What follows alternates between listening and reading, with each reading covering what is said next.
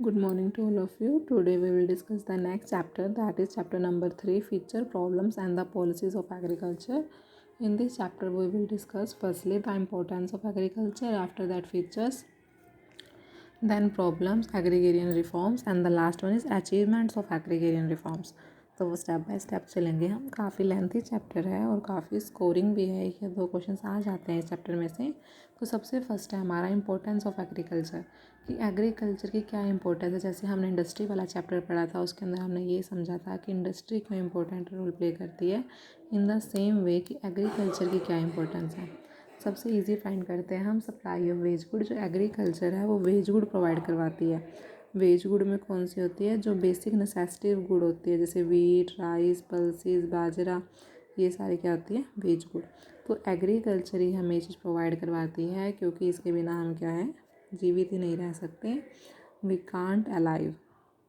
The agriculture provide wage goods to about the 120 crore people. India में जितनी भी population है उन सबको जो वेज गुड है, जो बेसिक नेसेसिटी गुड्स हैं, वो सप्लाई करती है. तो कितनी बड़ी इंपॉर्टेंस है एग्रीकल्चर की. Second one is contribution to GDP. Agriculture का जीडीपी में बहुत बड़ा रोल प्ले करता है. जीडीपी क्या होता है, ग्रोस डोमेस्टिक प्रोडक्ट, की पूरे साल में कितनी प्रोडक्शन होती है. तो इसके बाद आप इसका डाटा लर्न कर लेना छोटा सा. कहते हैं कि जीडीपी की रेंज क्या हो गई है, डिफरेंट होती जा रही है.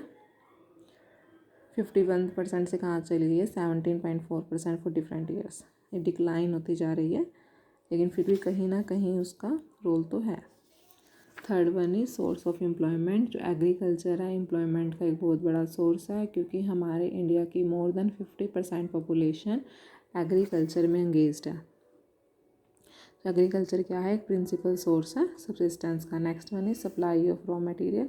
एग्रीकल्चर रॉ मटेरियल सप्लाई करता है इंडस्ट्री को.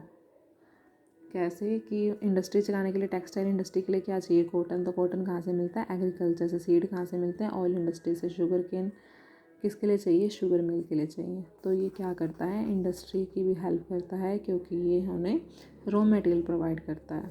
Next one is source of demand for the industrial good. कहते हैं कि ये जो जितने भी मशीन्स बनती हैं वो सारी कुछ ना कुछ मशीन्स एग्रीकल्चर में भी यूज़ होती है. तो ये इंडस्ट्रियल गुड्स की डिमांड करता है, क्योंकि एग्रीकल्चर करने के लिए हमें ट्रैक्टर चाहिए, थ्रेशर चाहिए, हार्वेस्टर्स चाहिए.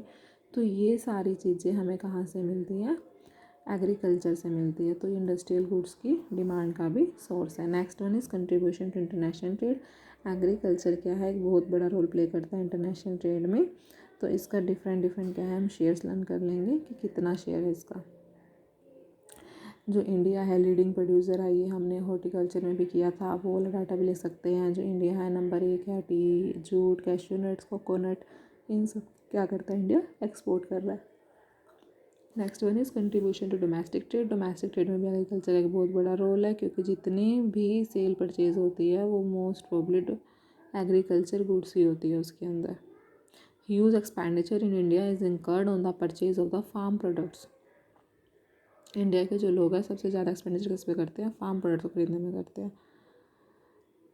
तो support to the transport industry. Transport industry भी बहुत बड़ी हेल्प है. जो रेलवे है, रोडवेज है, आपको पता है मालगाड़ी अलग से चलती है, तो उसमें क्या होता है, बहुत ज़्यादा माल जाता है.